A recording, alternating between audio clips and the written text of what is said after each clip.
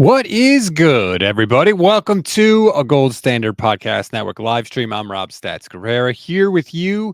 Just wanted to have a little conversation because I got a lot of pushback to my Kyle Juszczyk tweet, so I thought we could have a cool conversation about it. But before we get to that, I need to talk about a tweet from Tim Kawakami, who kind of set 49ers Twitter on fire a little bit. Kind of just lobbed a grenade out there for everybody to chew on. Before I get to any of that, however, I do want to give a shout out. Please like and subscribe to the YouTube channel if you haven't done so already. Please and thank you. Click the little bell. You'll get notified every single time we go live. I'm going to try to do some more live streams at night or at least evening where I am on the East Coast during the off season, just to try and have a little more interaction with everybody. But also, if you want to support us, please rate, review, and follow the Gold Standard Podcast Network. If you leave a review, I promise, I will read it. This one's from Ryan Penn 15. 5 stars, great show. I love listening to your pod. It's therapy when the Niners lose. I've lived in North Dakota all my life. I know Levin lived in North Dakota for several years. Why did you go? Other team podcasts don't have the passion each of you have for the Niners. Rob, do you ever sleep? No, I don't. As for the one thing you read and one thing to watch, I wish you would just tell us. I'm too lazy to go and link to the one thing to read and one thing to watch. Well, sorry, I got to leave a little intrigue there for you, but we appreciate all the reviews. Please keep them coming. You got our star rating up a little bit, which is huge for us. It's huge for people discovering us, so please keep it coming. Now, let's start with the Tim Kawakami stuff, and then we'll get to the Kyle Juszczyk stuff. Tim Kawakami tweeted earlier today, quote, here the 49ers might be closing in on a DC and not sure when there will be an announcement, but could be soon. Obviously, people saw that and were like, holy crap, we're going to get a new defensive coordinator. This is awesome. Let's go. Who's it going to be? Let's speculate. This, that, and the other thing. Tim has since kind of backed off of this, which is kind of funny because, you know, it seemed like an announcement was going to come soon. And now he's saying, well, it might not be soon. And it's like, yes, Tim, we know that those are the two outcomes, right? It could be soon or it might not be soon. Those are the only two options when it comes to when this announcement might come. So I don't know if we're actually any closer to finding out who the 49ers are going to hire a defensive coordinator. Maybe. I mean, the combine does start next week. So you generally want to have things sort of lined up by that point. I will say if the 49ers are hiring a white person, they need to have conducted interviews to satisfy the Rooney Rule. So they will have had to interview 2 minority candidates, I believe, which is pretty amazing because none of that has leaked. There has been no talk of anything when it comes to the 49ers defensive coordinator situation. No talk of interviews, no talk of anything, really. It's just been Steve Wilkes has been fired. The closest we got was a report from Mike Florio that people around the league were telling him they expected Brandon Staley to get the job. We haven't even heard that the 49ers are interested in Brandon Staley in any way, shape, form, or fashion. So we don't know. We just have that tweet from Kawakami. I don't know if we are, in fact, any closer to finding out who the defensive coordinator will be or not. Obviously, if there's any sort of update, we'll be here for you. We'll go live. We'll react, all that stuff. But that was sort of newsy stuff that happened before or I should say after I set up this live stream. So I just want to make sure I mentioned it to you before we got into the Kyle Juszczyk stuff. Okay, so with the juice stuff, let's get into it. I'm seeing a lot of good comments in the chat I want to get to so we can talk about this. Here is my position on Kyle Juszczyk, and it has been the same forever. And I've used this analogy many times because I think it's accurate. A fullback is like first-class seats on an airplane. If you can afford it, go for it. It's awesome to have. Fantastic. It's an experience that not many people can have. And if you can afford it and you've got the money, go for it. But if you have any sort of money trouble whatsoever, any sort of money issue, that's the first thing that goes. First class seats are out. You're flying coach. Same thing with the fullback. I am not paying any amount of money that matters to a fullback. I'm just not. It's a luxury. It's not a must have. It's not a staple of your offense. And Kyle Juszczyk, the facts are the facts. All right. Last year, he made $6.5 million.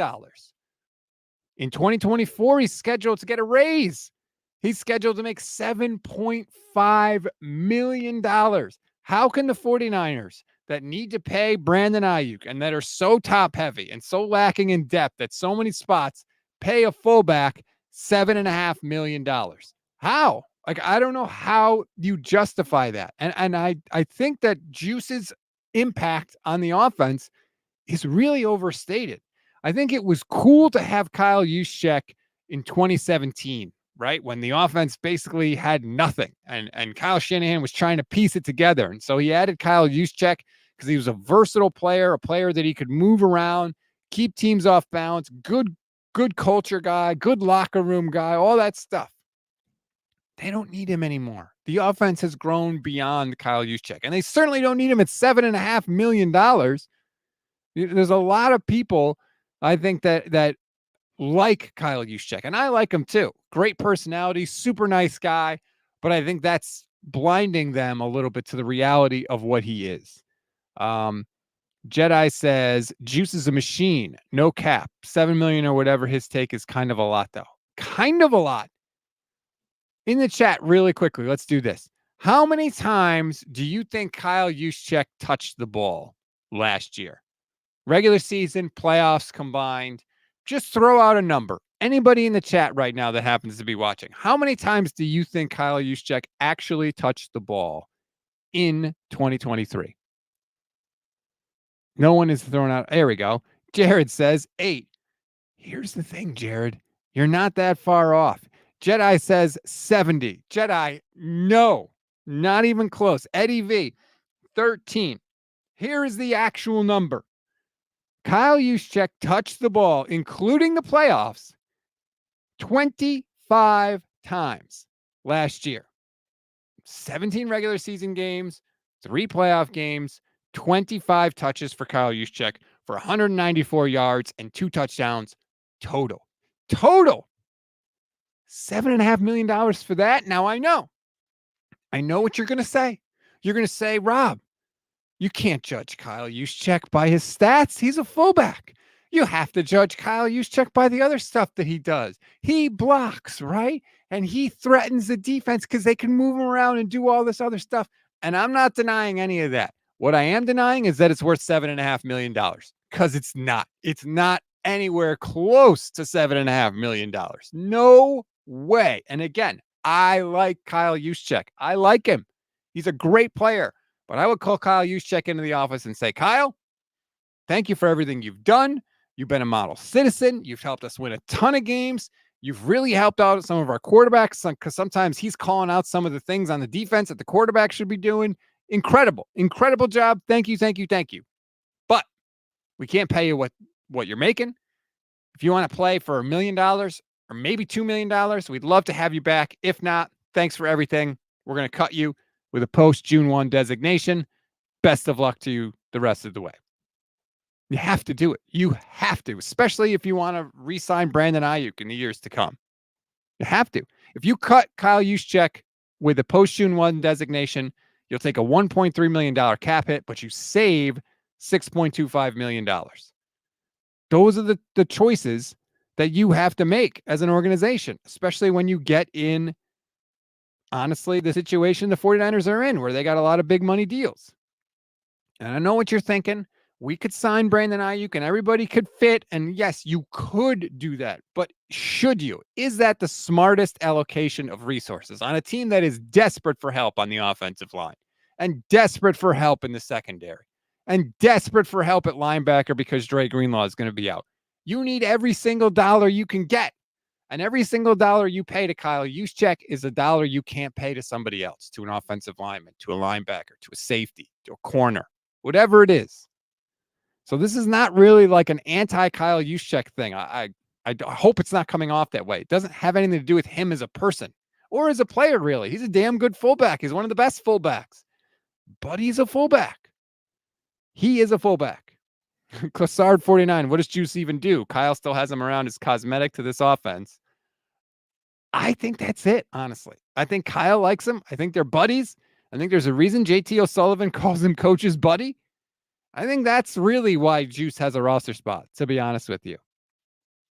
I really do. Jacob says, Kyle is the only guy who can do what he does. Maybe, but why do you don't have to do it that way? Like, I feel like that's kind of the tail wagging the dog a little bit. Well, Juice can do all these things, so now our offense has to do all these things. It's like, no, that's not how it should work. What's best for your offense and for your team, and then we'll tailor the plays and the game plan to that. So I agree with what you're saying, Jacob, but I think that's the tail wagging the dog. JCG 1987, Juice is the key to the run game, but that doesn't justify his salary. How is Juice the key to the run game? Anybody they put in that spot is going to do the same thing that Juice does. I think that's where I think his influence is overstated. I think maybe earlier in his 49-year tenure, he might have been more important, but I don't think the defensive coordinators are staying up at night worried about Kyle Juszczyk in the run game, right? Oh, his blocking is going to be so good. Like, no. Jedi says he's clutch. He can catch. He lays pancakes. He has twinkle sideline toes. He's smart. So are a lot of guys, dude. What is this clutch? Why? Because Kyle Juszczyk dials up a play for him in the Super Bowl? I mean, come on. Because he made a catch on the sideline on a perfectly thrown ball by Brock Purdy in a playoff game? Like, I don't think that anything Juice does is irreplaceable. I really don't. And again, that's not meant to knock Kyle Juszczyk. I just think that because we like him and he's been there for a really long time, that we overstate his importance to the offense. I like this comment. Biolateralist says, fans too attached. How about Kyle is too attached? Heineman, also on Twitch. Shout out to the Twitch fam. Cabo Click is untouchable. That's another part of this, right? Like, I do think it would be kind of good to break up the Cabo Click. I think it'd be kind of good for there to be sort of consequences to the 49ers, right? They didn't get it done in 2019. They didn't get it done in 2021. They didn't get it done in 2022, although it wasn't their fault. Maybe there needs to be some consequences like, hey, we can't keep running this back. Let's break this up. Break up the Cabo Click. And you can use Juice to make an example. And again, he makes a ton of money. Look at all the guesses in the chat I'm seeing for how many touches people thought he had. It's way more than when you actually look at the number. Way more. 25 touches the entire year. I mean, that is crazy. 25 touches for $7.5 million next year? No, I don't know. No, man. Jamal says Kyle should take a discount for his old pal. That'd be interesting. Scott says there are no other fullbacks that can do what Juice does. If there are, name 3. Scott, name 3 other fullbacks, period. Like, it's not a position that's very popular in the league. Like, we don't need a fullback. Sean McVay ran the same offense Kyle Shanahan ran. Guess what? McVay doesn't have anymore. A fullback. Offenses evolve. Offenses change. You don't need a fullback. And if you want a fullback, by the way, you can find one. Just go draft another one. Like, he's not irreplaceable. We're not talking about, Christian McCaffrey here. We're not talking about somebody with that level of importance. And if he made $1 million or $2 million, I would never have a video about this. I'd be fine with it. Great. All for it. But not when he's making $7.5 million. Not with the financial situation this team is in. Diego Figueroa says they just had their trip 1 week after the Super Bowl. Like, oh, we lost Cabo. Eddie V says Juice could take a team-friendly deal. Yeah, that's what I said, Eddie, at the top of the video. If he wants to do it for $2 million, $1 million, $2 million, great. I'm all for it. But you play at our price or you don't play with the 49ers. That's what I think they should say with him. That's what I absolutely think they should say with him. JCG 1987 YouTube channel member, which, by the way, shout out to all our YouTube channel members. If you want to become one, it's less than $3 a month. You get custom emojis, membership badges, priority comment response. It's a great way to support the channel. If you want to go to $4 a month, you get early access to our 49ers in 5 news update that comes out every single weekday morning. Just another level if you want to bump up to the higher tier there. JCG says if we get rid of Juice and invest in the offensive line, then all they're going to do is take Kittle and use him to block again instead of letting him loose to catch. Well, if you invest in the offensive line, hopefully you wouldn't need Kittle to block as much, right? That I would hope that would be the change that would get made, is that Kittle would become more of a receiver, less of a blocker. because the offensive line is better. You won't need 85 to do that. And then maybe you can use him a little more in the juice role in the backfield, some as a receiver coming out, maybe on some of those wheel routes that Kyle Shanahan used to like to do, whatever the case may be. J. Frank Parnell, who is Juice's $7 million stopping you from signing this year? Please, one player we can't sign. I'm waiting. You don't know what Ayuk's demands are going to be. You don't know if they've got their eye on any free agent that's in the market. You don't know that. And why should you pay somebody $7.5 million for 26 touches? I'm waiting for that. Jay Frank, please tell me, how can that be justified? Because he blocks good? Lots of guys block good. Charlie Warner is not making $7.5 million. I mean, come on. But again, people like Juice. They know him, right? He's great with the media. But it's absurd. It's absurd. Name another fullback making that much money. I'm waiting. Andre says, let him go. He's great, but there's way more important needs. Juice won't have much of a market. Many teams don't even use fullbacks. That's part of it too, right? Hey, Juice, we can't pay you $7.5 million. If you think you can find that in the open market, we're happy to let you go explore. Classard 49, I think Juice is beloved within the organization. I think we let him retire a Niner before we think of letting him walk. Look, I don't retire a Niner, great, but not at $7.5 million a year. Retire a Niner making $1 or $2 million a year. That's the message it's got to be from the team. And, you know, I was surprised that I got a lot of pushback from this because, you know, it's funny. Sometimes I think the most benign stuff I say gets the strongest reaction. Like, to me, the take of you shouldn't pay a fullback $7.5 million is not like a hot, wild take, but I got so much reaction to it on Twitter that I felt like I had to come and do this video so I could like explain the thinking. But I'm seeing a lot of reaction in the chat too. A lot of people like him. And Jay says that's $288,000 per touch. Yeah, that's good money if you can get it, right? If you can take it, great. Sean Turner says, solution, draft the top fullback in the third round. We nail those every draft. But that's the thing, right? For everyone that's such a good point, Sean. Thank you for bringing that up. For everybody that's arguing for Juice in the chat and how valuable he is and all this stuff, if the 49ers were to draft a fullback in the third round, they would get crushed, right? They would get killed. You can't take a fullback in the third round. That's ridiculous. Look at the value. And if the team tried to say, well, don't worry. Whoa, guys. Whoa, wait. He blocks. You'd be like, get the bleep out of here, right? You would kill them for it, and you'd be correct. So that's why I don't understand the argument, the pushback from the other side. That's what really surprised me about this. Again, I thought this was, you know, like a no-brainer, but apparently not. 187 says pocket watchers. I don't know what that means. Are you saying that I'm watching Jed York's pocket by complaining about the salary?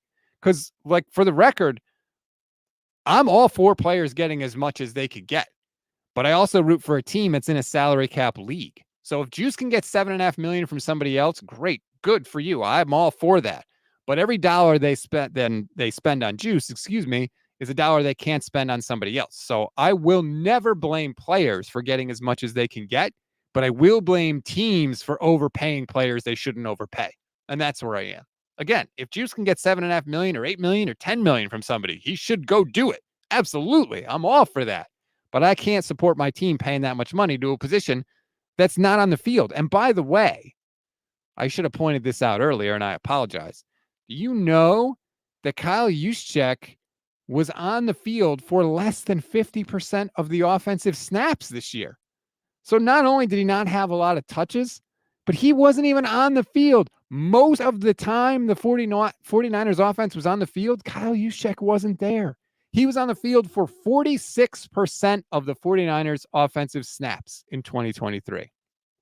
Now, obviously, it's not in his control. I'm sure he would love to be on the field for every single snap. He wants the ball as much as possible.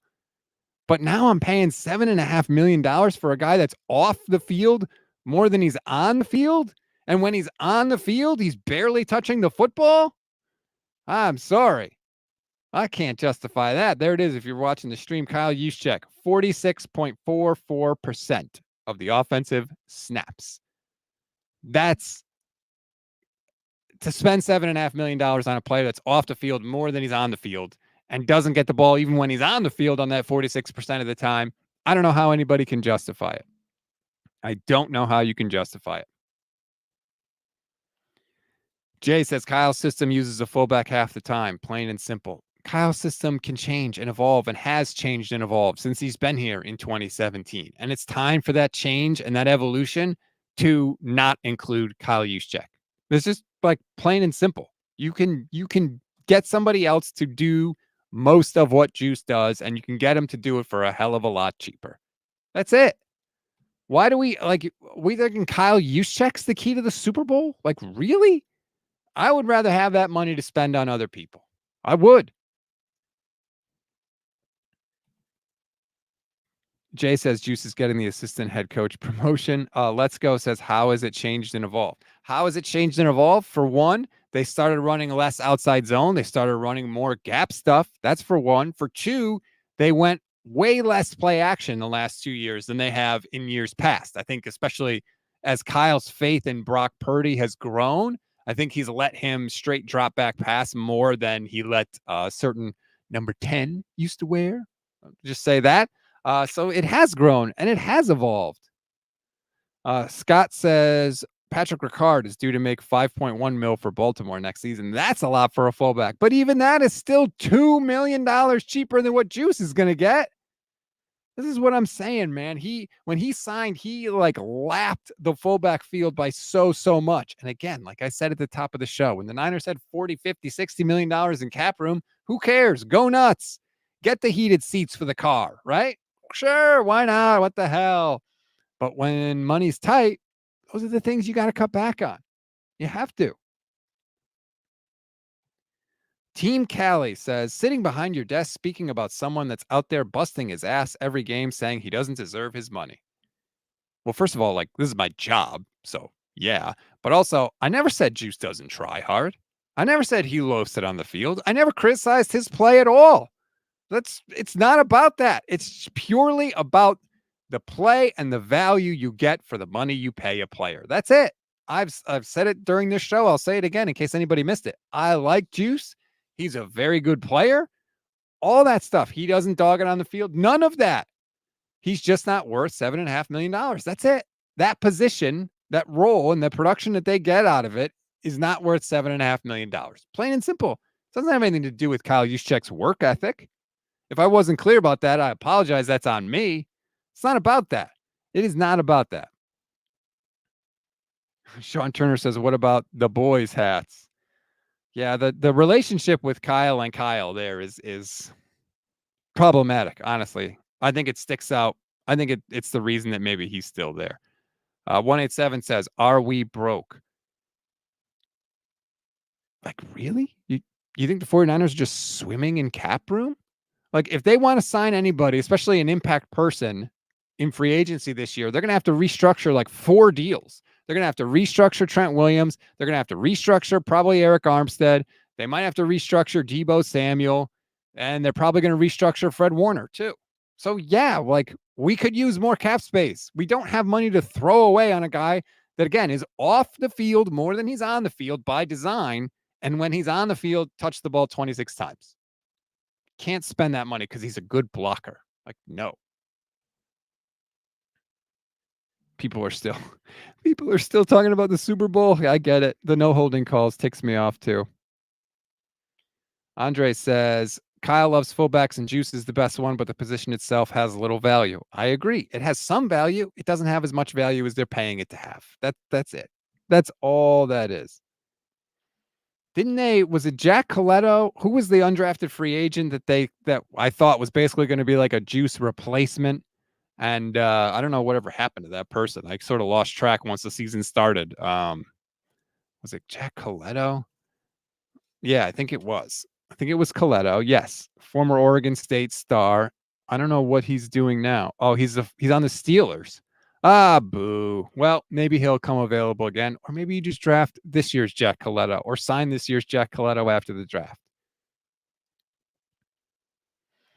So anyway, that's my Kyle Juszczyk spiel.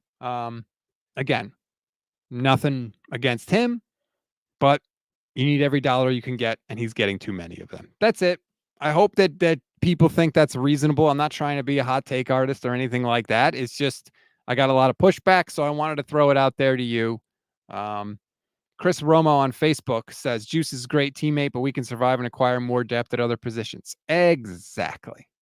Absolutely. Summed it up very nicely. So we'll see what happens. I definitely don't expect Juice to make that much money this year. I think at the very least, the team is going to restructure him. And I think if they do, they'll probably save a couple $1,000,000. I'm sure that's how that'll go. I don't think the 49ers are going to say, yep, you can just come in and play for that amount of money. They're probably not going to cut him because Shanahan does like him. So they probably will restructure him, but he's definitely not going to play for $7.5 million this season. Ryan Alloy, thanks for the super chat. Temper expectations next year. It's a mini rebuild. Trade Kittle, no more running it back, get Purdy protected, see what he can do in a system built for him.